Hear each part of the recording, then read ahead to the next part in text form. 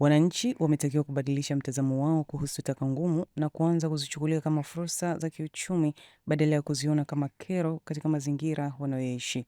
Akizungumza jijini Dar es Salaam katika mkutano wa kwanza wa uhamasishaji na urejelezaji wa taka, afisa mazingira kutoka ofisi ya makamu wa rais, muungano na mazingira, Bwana Thomas Chali, amesema licha ya juhudi kubwa zinazofanywa na serikali kuboresha mazingira na kutumia taka kwa njia mbadala, pia kunatarajiwa kuzinduliwa kwa mkakati wa taifa wa usimamizi wa taka utakaosaidia kupunguza kiwango cha taka kinachoishia dampo. Serikali inaendelea kuweka mazingira mazuri ya kukaribisha zaidi wawekezaji kwa kushirikiana na mamlaka za serikali za mitaa, kutoa nafasi na maeneo kwa wawekezaji waweze kusaidia changamoto hii. Na tunaelekea kukamilisha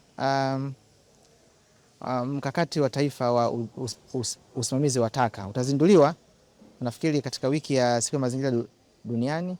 Wakati huo unalenga kupunguza taka kwenda dampo, kwa sababu kwa wingi wetu na taka tunazozalisha tutageuza kila mtaa kuwa dampo, itakuwa sio kizuri. Lakini takataka katika upande mmoja inaweza kuwa ni malighafi ya uzalishaji katika sura nyingine. Ni fursa kubwa sana. Watu wamekusanya, wanaenda wanapima sehemu, wanauza, na hii inatokana na mfumo wa kufanya shughuli hii iweze kuwa na mnyororo wa thamani kibiashara.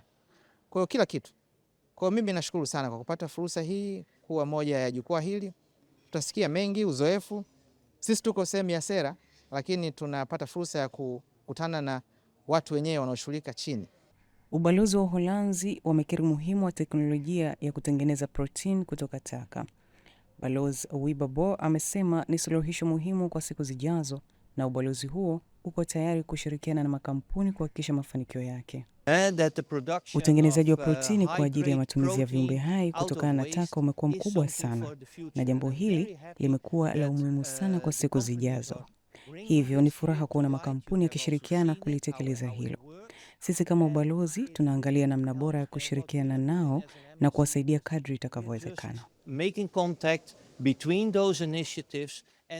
Kwa upande wake, mkurugenzi wa Kajenjere Trading Company Bwana Matthew Andrew amesema pia ipo haja ya mamlaka husika kutoa elimu kuhusu matumizi mbadala ya taka kuanzia mashuleni ili kuwajengea wanafunzi uelewa wa fursa zilizopo kwenye taka hizo.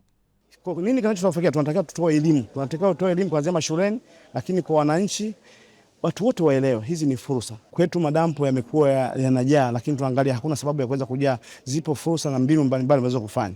Ukiangalia hapo nje tumeweza kuonyesha jinsi gani hizi taka oza ambazo zinaweza zikateketezwa, lakini bado tukapata protini, tukaweza hicho chakula ambacho tayari wale wameweza kula. Hao wadudu tayari ni protini ambazo tunaweza kupata chakula cha mifugo, kuku, samaki, wanyama. Hii ni fursa.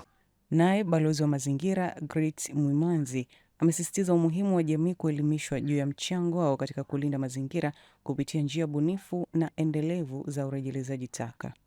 Kwa fursa kama hii, Watanzania lazima tujitokeze kwa pamoja, tuhakikishe tunapambana kwenye kuzigeuza taka kuwa fursa ambazo ni biashara. Tunaona taasisi nyingi zinapambana, tunakusanya watu, kutoa elimu, lengo kuhakikisha tunajenga kwa sehemu salama ya utunzaji wa mazingira pamoja na kuona taka ni fursa.